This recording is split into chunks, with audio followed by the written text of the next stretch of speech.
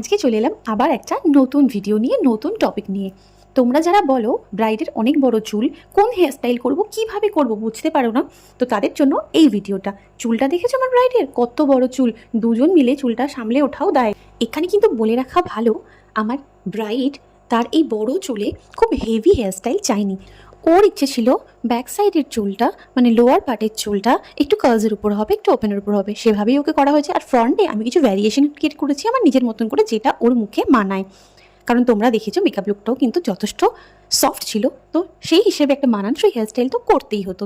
এখানে আমি ব্যাক সাইডে মাথায় জিপসি এবং অর্কিড দিয়ে ডেকোরেশন করেছি। আমার সামনের এই চুলটা ভীষণ খালি খালি লাগছিল দেখতে, এতটা ওপেন স্পেস আমার পছন্দ হচ্ছিল না, তাই আমি এখানে ব্যাঙ্গালোর জিপসি দিয়ে ছোটো ছোটো করে ডেকোরেশন করে দিয়েছি।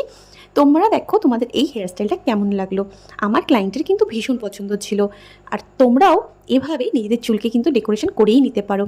তো তোমরা জানিও আমার এই ভিডিওটা তোমাদের কতটা হেল্পফুল হলো আর কেমন লাগলো। টাটা।